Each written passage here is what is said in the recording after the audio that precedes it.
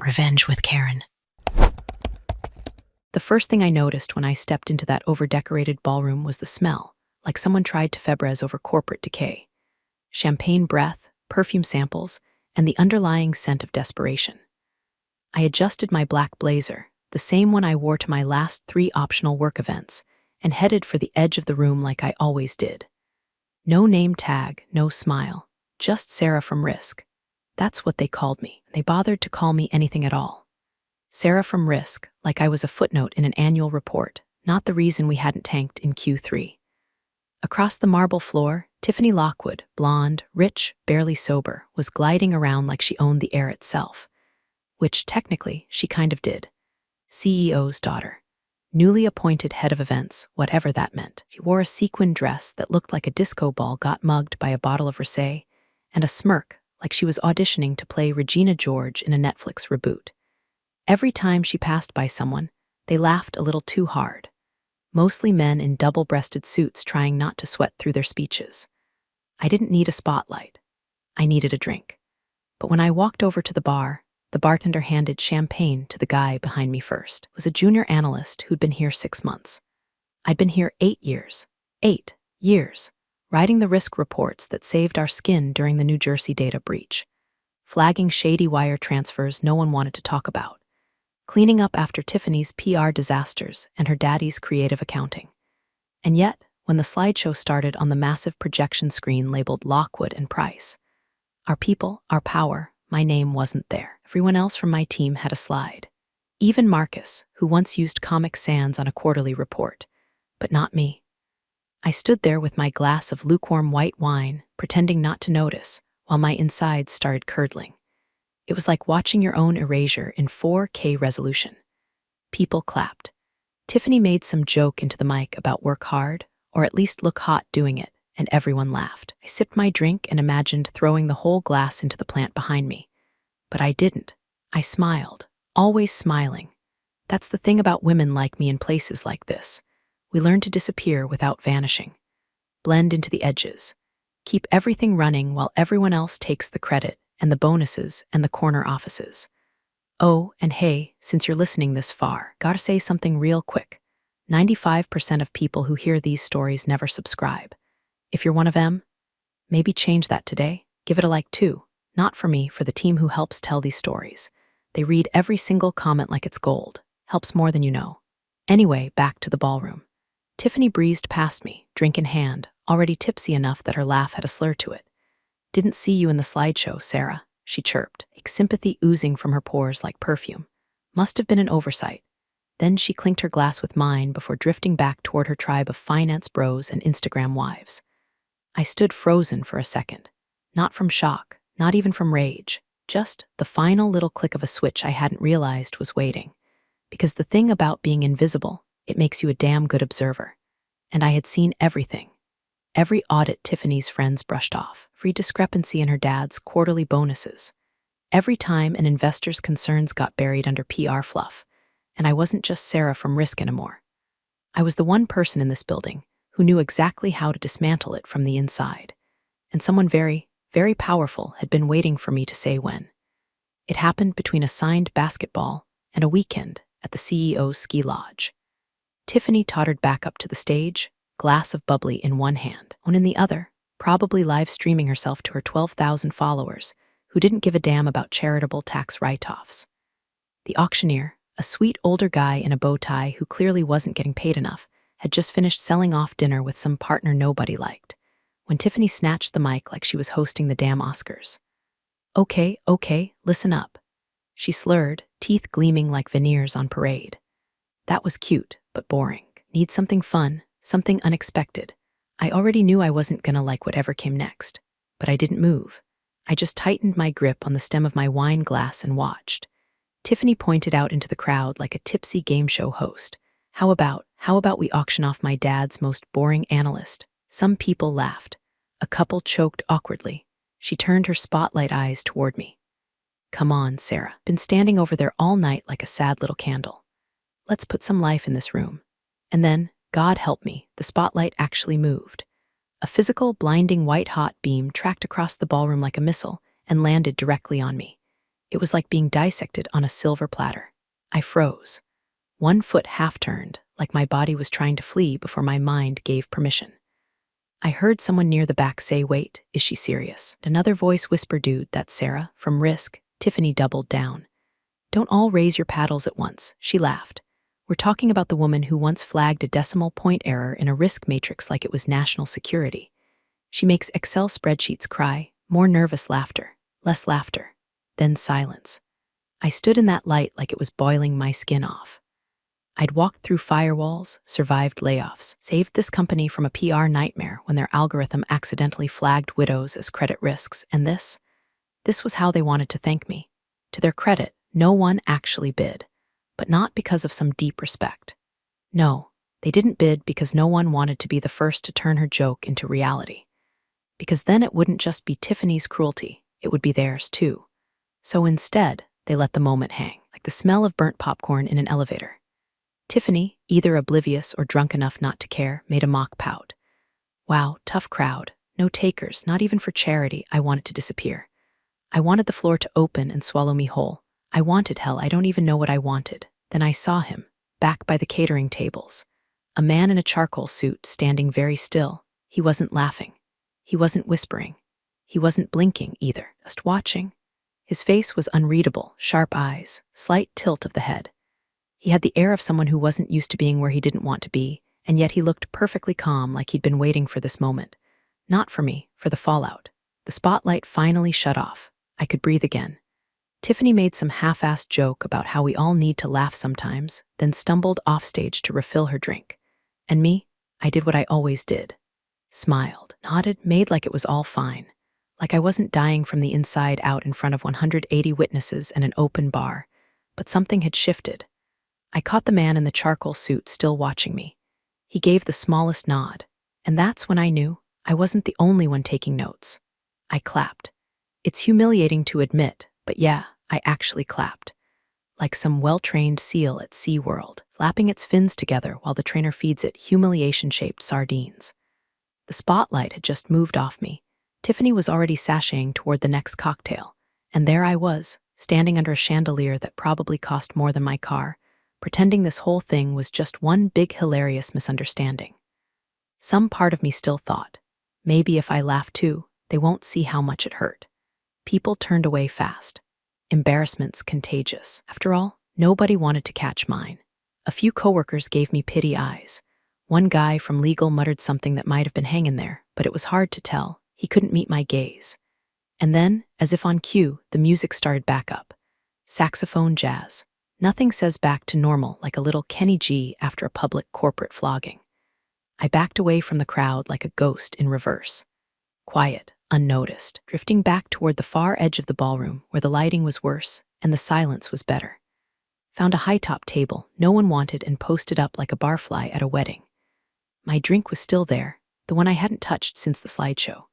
The condensation had made a perfect ring on the white linen, like the glass had been crying in my absence. I stared at it like it held answers.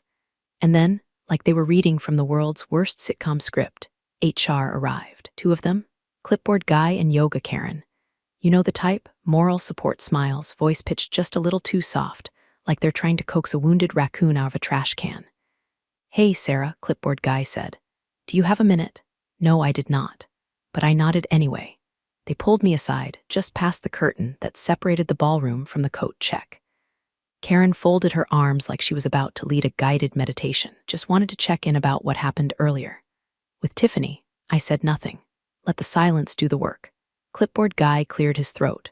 Obviously, that wasn't planned, but we think it's important to be a good sport in situations like this. You know, company culture thrives on flexibility and camaraderie. Flexibility, camaraderie. You mean public degradation? Of course, I said with a smile that could have cut granite. I understand completely. Karen relaxed, visibly relieved. We're all just trying to make the night a success. Absolutely, I said. Anything for the company. They patted themselves on the back with their eyes and walked off like they'd just defused a bomb. And me, I walked to the bathroom, locked myself in the last stall, sat on the closed lid, and stared at my phone for a long time.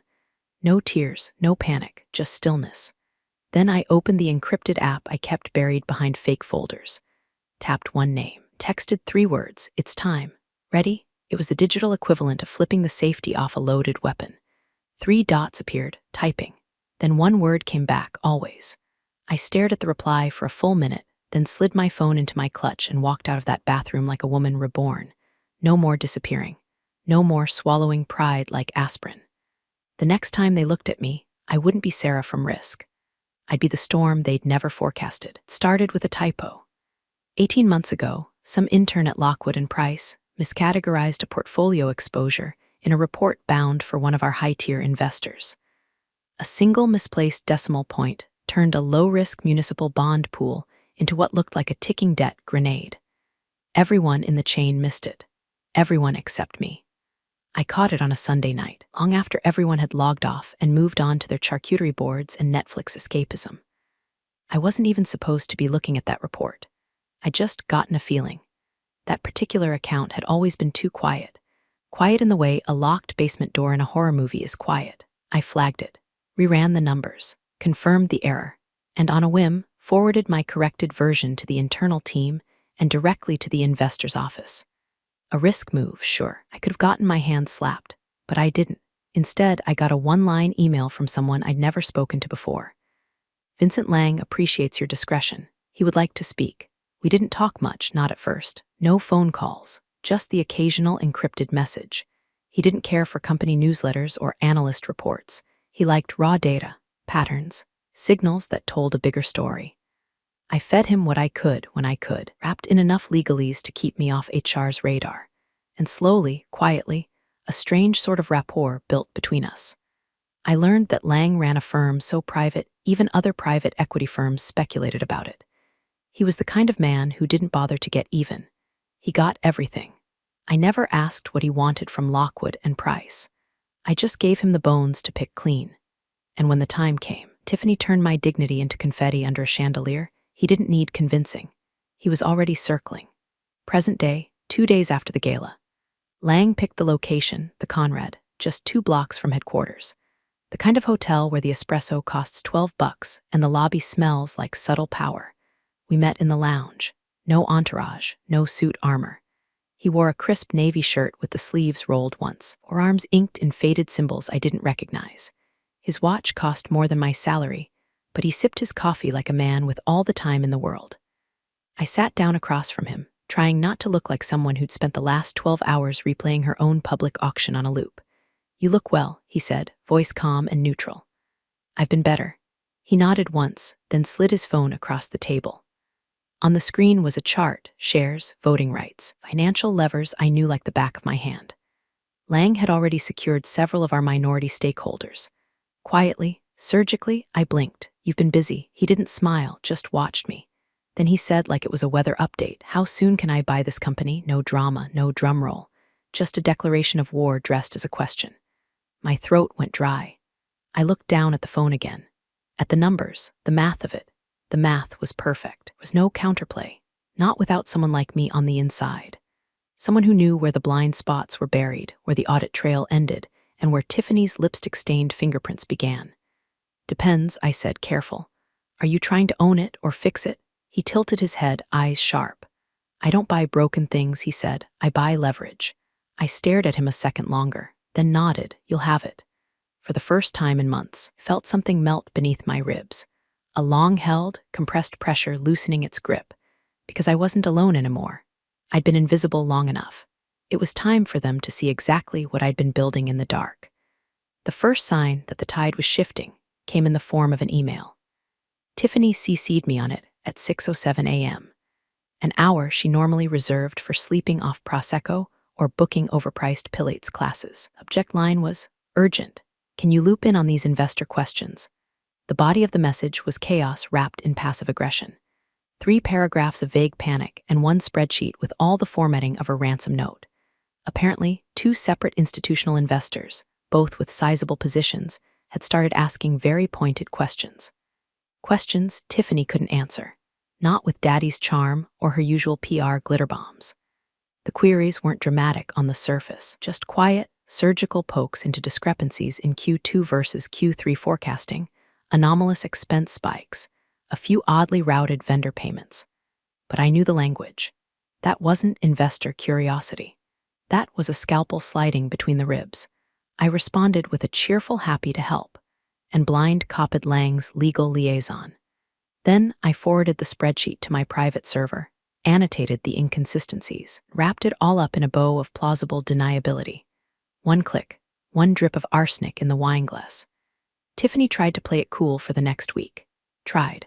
She doubled down on her ice queen persona in meetings, cracked jokes at my expense, and even started wearing power suits that made her look like a villain in a CW courtroom drama. But I saw it, the little slip-ups. The way she kept checking her phone mid-sentence, the way her laugh came half a second too late, like her brain was busy running damage control behind her eyes. Then came the retraining. Another email. Subject line, team support opportunity. Translation, babysit someone useless until they either get promoted for nothing or wander off to another firm. Her name was Madison, fresh out of an MBA program that specialized in brunch and buzzwords. Tiffany's former sorority sister, as subtle as a brick through a window, introduced her in the Tuesday all-hands like she was the second coming of financial foresight. Madison's joining as our new VP of Strategic Initiatives, Tiffany said, beaming with white teeth and the enthusiasm of someone handing off a ticking time bomb. Sarah will be helping her get up to speed. I smiled, looking forward to it, and I was. Because what Tiffany didn't realize, what she never realized, was that I wrote half the damn training documentation Madison would be pretending to read. I'd buried enough breadcrumbs in our internal systems to choke Hansel and Gretel, and every click Madison made under my guidance, it echoed in a shadow database already shared with Lang's compliance team. We met 3 times a week in a glass-walled conference room. Madison was bright, I'll give her that. But she was also eager in the way a toddler is eager to drive a semi-truck. Every third sentence began with, Tiff said, followed by some inane observation about synergy or team culture. I nodded, took notes, redirected her onboarding assignments to spreadsheets laced with anomalies I knew Tiffany had approved, and I let her struggle just enough to generate questions. Questions she asked me.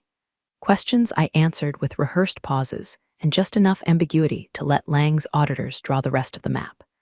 Tiffany, meanwhile, kept trying to assert control with the finesse of a cat high on Red Bull. She dropped into our sessions unannounced, made snide comments about ancient systems and outdated protocols, pretending she understood what any of them did. I played dumb, smiled through every insult, even complimented her lipstick one day just to watch her squint, wondering if I was mocking her. She mocked, but she trembled. I could see it. The cracks, twitch in her jaw when she thought no one was looking. The way she gripped her coffee cup like it was a life raft. She was starting to feel it. The pressure of someone smarter than her moving pieces she didn't even know were on the board. And I had all the time in the world to let her feel it deeper. Because revenge doesn't always wear a knife. Sometimes it carries a clipboard and smiles while it signs your empire away. The first domino fell with the sound of paper slapping glass. It was a Tuesday morning. The office had that hollow quiet only a bloated corporate structure can produce. Too many people doing too little, pretending to do too much. I was sipping coffee from my chipped risk department mug, scrolling through an asset rebalancing spreadsheet that would have made a forensic accountant weep with joy, when Tiffany stormed into the executive glass box with her heels clicking like a warning siren. 5 minutes later, the whispers started. Do you hear? She's getting audited. Lang's team flagged her travel expenses, some Dubai thing. By noon, the news was everywhere, passed along like contraband between departments. Tiffany's expense reports had been red flagged during a routine audit, but not by us. Not internal, not even HR. External. Specifically, Lang's forensic finance team. They had quietly requested itemized breakdowns of her reimbursements for the past 2 years. First-class flights for client meetings that coincided with luxury spa stays. Vendor dinners at Michelin-starred restaurants, always the same 2 guests. Tiffany and someone with initials that didn't appear on any client ledger. It was surgical, clean, lethal, and the best part, it didn't come from me. Not directly. I'd merely left doors unlocked and paper trails lit well enough for someone competent to find. By Wednesday, CEO himself was pacing in and out of Tiffany's office, voice rising and falling in muffled bursts. Why is Vincent Lang digging into our exec team? How long have they had this access? Who authorized this? I stayed in my cubicle, quiet, invisible, the way they always liked me. until HR came knocking, two of them again. Clipboard Guy and Yoga Karen, this time in suits. Sarah, Clipboard Guy said, voice tight. Can we talk in conference room B? Conference room B was HR code for we're documenting this one. The walls were lined with fake ferns and motivational posters that hadn't been changed since 2009. I walked in calmly, placed my coffee on the table, and waited. Karen cleared her throat. This is just a check-in. A little feedback session, of course. Your recent interactions with senior leadership have raised some concerns. I tilted my head. Like what? There's been a tone, Clipboard Guy offered. Perceived unwillingness to collaborate. Can you give me an example? He blinked, unprepared. Karen shuffled her papers. This isn't disciplinary, she said quickly. Just proactive conflict mediation. They slid a form across the table. HR speak for shut up and sign or we escalate. I read every word slowly. Took my time. Then I smiled, signed it neatly, and stood. Oh, I said, slinging my bag over my shoulder, I almost forgot. I placed a USB drive on the table, slid it forward with one finger. Recording of this meeting. For my own notes, you understand. Karen paled. Clipboard Guy's mouth opened, then shut. Have a good rest of your week, I added, and walked out before they could find the words to stop me. 15 minutes later, that file was in Lang's inbox, along with a tidy little audio package labeled HR Intimidation Audio 6 to 13. That night, I didn't go home. Went to a tiny cocktail bar 2 blocks from the office, sat alone, and drank something aged in a barrel older than Tiffany's career. I stared at the phone as the sky outside turned orange. And I knew it wasn't over yet, because people like Tiffany, they always make one last mistake, one final, spectacular insult. They can't help themselves. They think if they scream loud enough, the glass will stop cracking. But by now, the cracks were spiderwebbing across everything she touched, and I was done holding the glue. The second time she did it, I didn't flinch. Not because it didn't hurt, God, it did. Worse than the first time. The first time was shock. This was calculation, premeditated cruelty. Delivered with lipstick, diamonds, and a cocktail in hand. The gala was louder this time. Bigger, black tie. 1,000 candles lit the grand ballroom like we were inside a luxury mausoleum. Chandeliers dripped crystals. Champagne poured endlessly. Air was thick with hedge fund testosterone and aging perfume. And Tiffany Lockwood, the CEO's daughter, was right where she always wanted to be. Center stage, drunk on her own relevance. She was wearing silver, floor length, slit up the thigh. A glittering revenge dress, like she knew her throne was starting to wobble, and figured sequins could keep the kingdom together. Her hair was perfect, her cheeks flushed, and her ego completely untethered from reality. Charity auction was already a mess. Someone had just bid 20 grand for a sunset golf trip with our CFO like that wasn't a cry for help. Tiffany, halfway through her 4th glass of whatever she was gulping, took the mic again.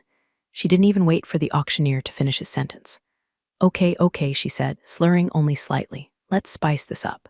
There was a ripple through the crowd. Some people laughed, others just waited. She spun slowly, eyes scanning the room. Then she locked onto me. Where's my favorite buzzkill? She purred into the mic. Ah, there she is, Sarah from Risk, our own little spreadsheet sorceress. I was standing near the back. Alone, of course, holding a flute of flat Prosecco I had no intention of drinking. Tiffany pointed at me like I was a novelty, a party favor. Let's have some real fun, she said, voice rising over the music.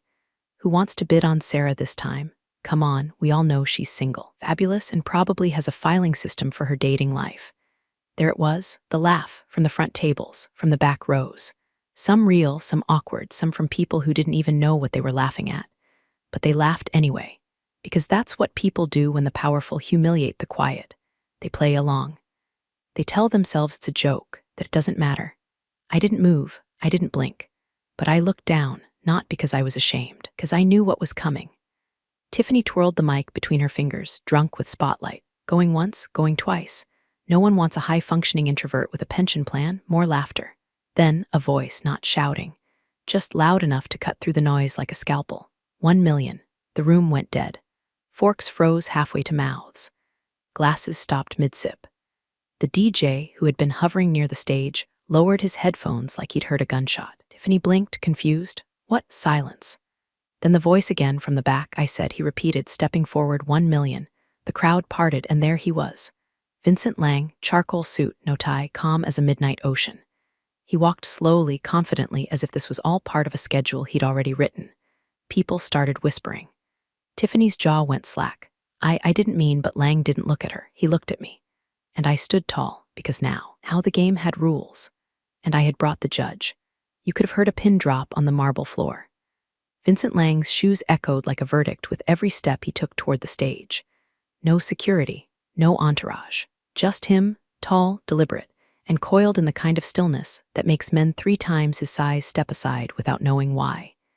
Every head in that ballroom turned to follow him, breath caught mid-chest. The only one still trying to process reality was Tiffany, frozen behind the mic stand like she'd just summoned a demon without reading the fine print. He reached the edge of the stage, looked up at her. Calmly, "I'm sorry, sir," the auctioneer stammered, stepping forward with a nervous smile.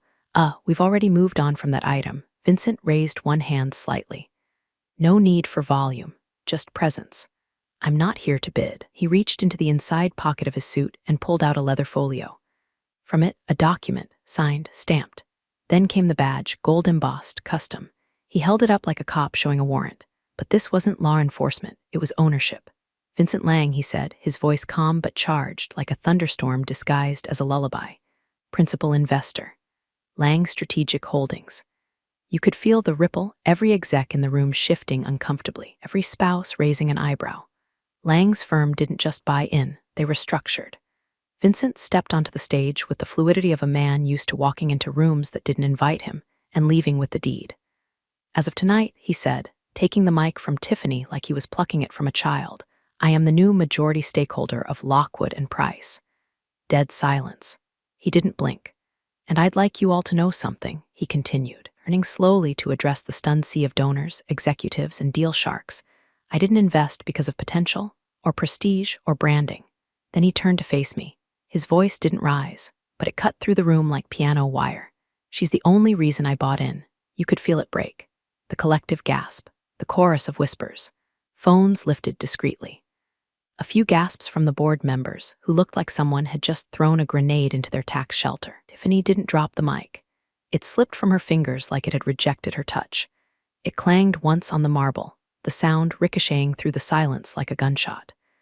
Lang looked down at it, then back at me, gave a subtle nod. He didn't smile. He didn't need to. The message had detonated. The woman mocked on this very stage just weeks ago had just been publicly named the reason for the firm's largest equity acquisition in history, not by some faceless fund or a shadowy shell company. By him. Vincent Lang wasn't just money. He was a scalpel in a world of sledgehammers, and now he owned the building.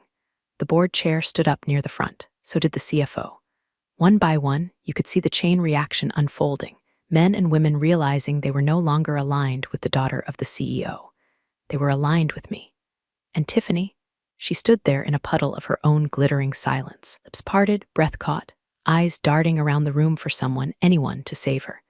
But nobody moved, because the power had shifted, irrevocably, and the woman she once mocked as boring now stood on the precipice of every door Tiffany thought was locked forever. Turns out, I had the keys all along. I just waited for the right time to turn them. The next morning didn't begin with fireworks. It began with silence, the kind that hums like static in the bones of a corporate boardroom just before the air gets rearranged. The kind where no one sips their coffee because nobody remembers to breathe. I walked in 5 minutes early, sat at the long mahogany table like I belonged there because now I did. Vincent Lang was already seated at the head. No fanfare, no handshake, just a nod. Tiffany arrived 2 minutes late, still wearing power. It was a costume she could duct tape back together. Her foundation was flawless, her posture stiff. But her eyes, they were wild, searching for allies in a room full of ex-loyalties. The CEO came in last. Gray suit, gray face, gray hands wringing themselves like they wanted to disappear into his sleeves. He didn't make eye contact with anyone, especially not me. The meeting began with numbers. Lang's team presented projections, cleaned up forecasts, margin corrections, asset reallocations that quietly invalidated every vanity project Tiffany had spearheaded. Then came the audit findings. 2 full slides. Personal expenditures misrepresented as client engagements. A retreat in Santorini disguised as cross-departmental synergy development. A digital receipt for a $3,200 bottle of wine signed with a heart emoji. Tiffany tried to interrupt once. Lang raised one eyebrow, and she stopped. HR director, seated awkwardly near the end of the table, cleared his throat. In light of these irregularities, and given the new shareholder structure, we recommend Miss Lockwood be placed on immediate administrative leave pending a full compliance review. The words hit the table like a velvet hammer. The CEO finally looked up, tried to muster some paternal gravitas. "I'm sure there's an explanation, there is," Lang said flatly, turning his gaze to me. "Just never listened to the person who had it." No one spoke, not a single word. The vote passed in under a minute. Tiffany didn't scream, didn't cry, just sat there as the power drained from her body like someone unplugged her battery pack. She tried to hold my stare, but it slipped like water through her fingers. The CEO swallowed whatever pride he had left and said, "And the board would like to formally recognize Sarah's contributions over the last several years." Lang leaned forward. "Effective immediately, Sarah will serve as special advisor to the board. She'll report directly to me, full access. No filter," I nodded, quiet, steady, no clapping, no applause, just the creaking of leather chairs as they all leaned into the new gravity of the room. After the meeting, I gathered my notes, unnecessary, but a habit. As I walked toward the door, I passed the glass wall where HR had once staged their little intervention. Clipboard guy stood outside, awkwardly straightening his tie. And there she was, Karen, Yoga Karen, the same one who told me to be a good sport when Tiffany auctioned me off like discount luggage. She froze when I walked past. I stopped just long enough to meet her eyes, and smiled. Then I stepped into the elevator without a word, rode it down to the lobby, and walked into a morning sun that felt like absolution. My phone buzzed. A message from Vincent. "They'll never underestimate you again." I stared out at the skyline, steel and glass stretching into cloudless sky, and let the silence settle deep. Then I texted back one sentence. "Next time someone calls me boring, tell them it costs at least $1 million. Big thanks, you legends of the old office days. Subscribe to keep the switch-flicking chaos alive. Your ex-boss is shaking in their loafers.